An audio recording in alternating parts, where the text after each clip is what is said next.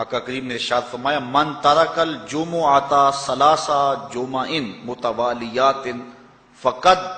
نبذ الاسلام وراء ظہرہ، جس نے بغیر کسی عذر کے 3 جمعے چھوڑ دیے اس نے اسلام کو اپنی پشت کے پیچھے ڈال دیا، اس نے پرواہ ہی نہیں کیا اسلام کی۔ اور ایک حدیث کے لفظ ہیں من ترک ثلاث جمعات من غیر عذر کتب من المنافقین، جس نے بغیر کسی عذر کے 3 جمعے چھوڑ دیے اس کا نام منافقوں کی فہرست میں لکھ دیا جاتا۔ اور ایک حدیث کے لفظ اس حوالے سے ہیں من ترک ثلاث جمع تہاونا بہا طبع اللہ علی قلبہ، جس نے سستی کی وجہ سے 3 جمعے چھوڑ دیے تو اس کے دل پر اللہ غفلت کی مہر لگا دیتا ہے۔ یہ وہ بد نصیب شخص ہے کہ جو نماز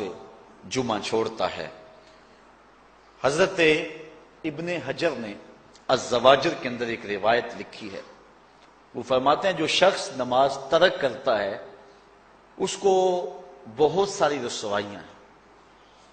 وقت اتنا طویل نہیں ہے کہ ایک ایک چیز کو تفصیل سے بیان کروں۔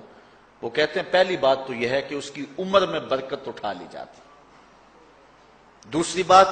اس کے چہرے سے صالحین کا نور اتار لیا جاتا، تیسری بات وہ کوئی بھی عمل کرے اس کا ثواب نہیں ملتا اسے، یہ دنیا پر اس کو سزائیں ہیں۔ چوتھی سزا دنیا پر اس کو یہ ملتی ہے اس کی دعائیں قبول نہیں ہوتی، اور 5ویں سزا اس کے لیے یہ ہے کہ اس کے لیے جو نیک لوگ دعا کرتے ہیں ان دعاؤں کا حصہ اسے نہیں ملتا۔ مومن نیک سحری وقت اٹھ کے دعا مانگتے اللہ پوری امت پر کرم کر دے، تو یہ بھی امت میں شامل ہے، دعا اللہ والے کی تو قبول ہوئی لیکن اس کا حصہ نکال دیا گیا، اس کا حصہ نیک لوگوں کی دعاؤں سے نکال دیا گیا۔ اور جب وہ مرنے لگتا ہے نزا کے وقت 3 اس کو سزائیں ملتی ہیں، ایک تو بھوکا مرتا ہے، دوسرا پیاسا مرتا ہے، تیسرا ذلیل ہو کے مرتا ہے۔ اور قبر کے اندر اس کو 3 سزائیں ہیں۔ حضرت امام ابن حجر کہتے ہیں ایک تو اس کی قبر تنگ کر دی جائے گی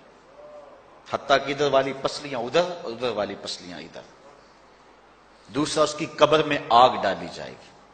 جو اللہ کی حضور نہیں جھکتا اس کی قبر اس لائق ہے کہ اس میں آگ ڈالی جائے، اور تیسری اس کے اوپر ایک اژدہا مسلط کر دیا جائے گا جس کا نام ہے شجاع الاقرع، اور جب وہ ڈنگ مارے گا تو 70 گز تک